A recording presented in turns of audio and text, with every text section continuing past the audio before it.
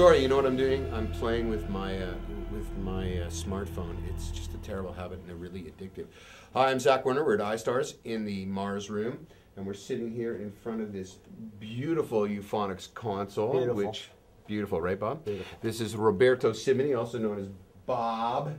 Bob is a master drummer and also worldwide percussionist, worked all over the place, and phenomenal operator of this system, which is known as Pro Tools. And you can see the faders up there, which makes it look like a real recording console, and you can kind of move them up and down and stuff. And over here on this screen here, you can see all the wave files. Now, Bob Sibony had a little magic surprise. Bob, tell me about the vocal that you had the solo version of. We had, luckily we managed to get David Lee Roth's solo performance of Running with the Devil, which was about, what, 1983 right. came out? Now, wait, before we play. Now, the thing is, Running with the Devil, which was, of course, a huge hit for Van Halen, and there's David Lee Roth's voice in the wave file there. Now, this would not be one take of him just singing it from top to bottom, would it? Depending. I mean, obviously the band was playing live off the floor because the tempo is all over the place. But it felt good, and I didn't hear any edits. So there was only basically one edit I heard. So really, I think this is a performance. Now, when they recorded this vocal, would they have recorded it into a computer or onto tape in that generation? Tape. Onto tape. The computers didn't exist at that time. So somehow or other, this is the actual performance that's on the album, but we don't know whether or not it's what we call comped together, which would be a variety of different takes put together, or whether there were what we'd call punches in it, as in he started singing and then stopped and fixed something, or they built the whole thing. We don't know. We don't know for sure. Most likely there's little punches, but I wouldn't say it was edited. Now, okay, so punches, and punches would mean he had one wrong note and we had him go and sing it, and the operator, a guy like Mr. Sibony here, would have started and stopped the tape and fixed something in the performance. But the vocal itself, how would you describe the quality of it? It's unbelievable. Okay. Sounds great. Right, he sings the hell out of the thing. And plus, you know, they were most likely using a Neve board or a really nice mic, so just the sound quality is great. So we'll give you a quick sample of what this vocal sounds like. Bob, if you could just solo the vocal, and this is what you started with. I live my life like there's no tomorrow, and all I've got I had to steal. Least I don't need to beg or borrow. Yes, I'm living at a pace that kills. Yeah! Now, it's remarkable to me. I mean, as a vocalist, you know, I mean, I just love, like, you know, great rock vocals are a combination of sitting in the pocket phenomenally well, having unique tone that's instantly recognizable as who the singer is, and David certainly had both of those things, but also all the little quirky things, the inflections, the gravel, the twists, the turns, give him all those subtlety to keep you interested as a listener, because his voice is filled with ear candy. Totally. And he's just, the energy he has is great, and his intonation is amazing with an energy, which is real hard to do. Just, can you take me to the chorus for 1 second? Just hear the last little bit of it. Ooh, yeah. Oh, man!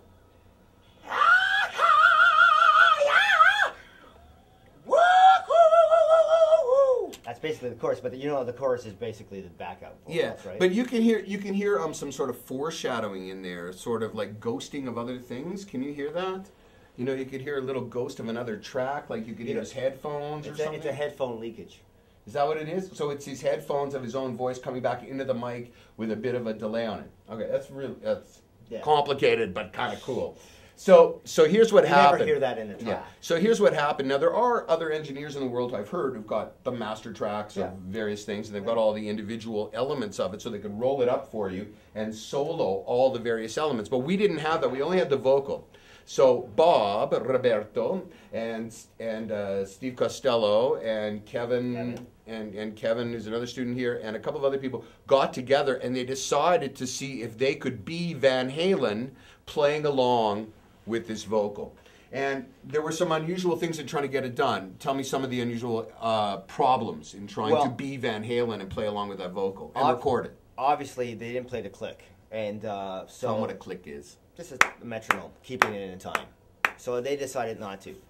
for reasons, whatever. Because at that time it was used a lot in the 70s, but this time they just went live off the floor. So it's not precise. In other words, it's not like a metronome all the way through. They basically, we analyzed it. It basically started at about 90 beats per minute, and it went up to 97, and it kind of just, you know, changed during the song. And so we had to actually match that for the vocals to work with us. So we went to the original track, and we went through every little section, and we got it perfect. Now, I understand there was another problem with the tuning, the boys were saying. Of course, because remember, those days it was tape, so every machine was aligned differently.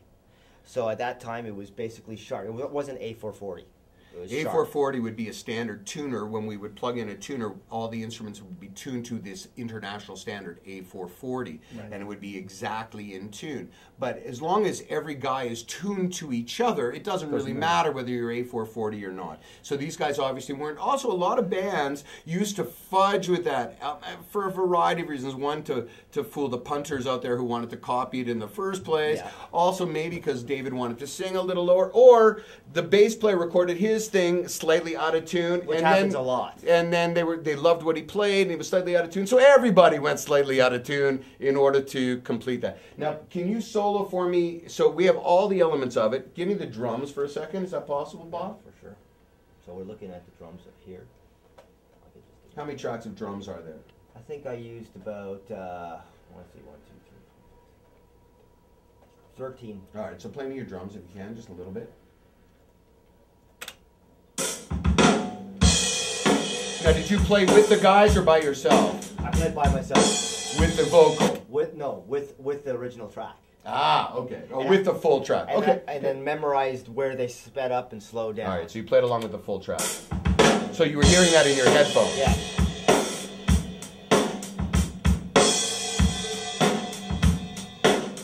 Can you give me just your kick or something? Yeah. Now you can see Bob's just soloing various elements of his own performance. So that's the sound of his kick drum, which is the big round one you see in the middle of the drummer. Right there. There's the right there. There it is. It's just pumping. And then you can have, that's just a snare drum. That's the hi-hat. Right. These are all the various waveforms of there. So throw the bass in there for me now. What do you want? There we go. Can you have them with the drums? Yep.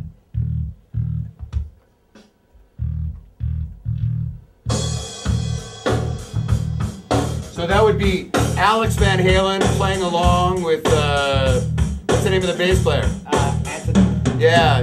Michael Anthony. Michael Anthony. So that's you and Kevin playing along.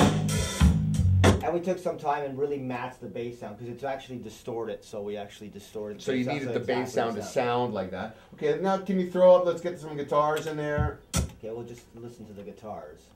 And Steve played 2 tracks. And we Only doubled 2 them. tracks to make the whole guitar sound? And he did a really good job. So, but why am I seeing all those different channels then? Because one is direct and one is... Okay, so they're just different miking techniques. Exactly. All right, throw it up there.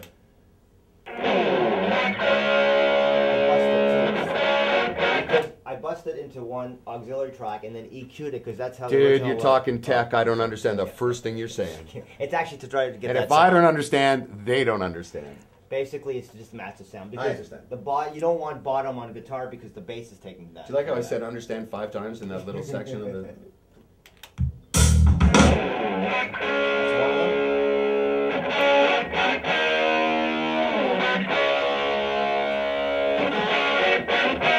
All right, now kick the rest of the track in for you.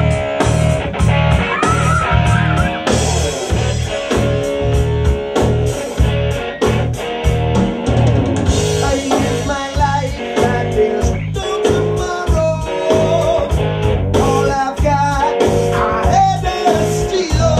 At least I don't need to beg or borrow.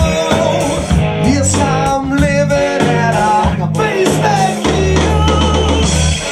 Ooh, yeah. Running with the devil. All right, stop the machine. Now, how did you do that? Who's singing all that? all the students are singing that, and plus Errol's singing also. He's Cool. one of the teachers here. That's not Arrow, but this is iSTARS, and that's just our students and one of our instructors recreating Van Halen's Running with the Devil on the fly on our gear here as part of one of the classes. It's an amazing. Give me those background vocals again. Okay, here they come. Give me a second. So we had to create this because it wasn't on the tapes, right? Running with the devil.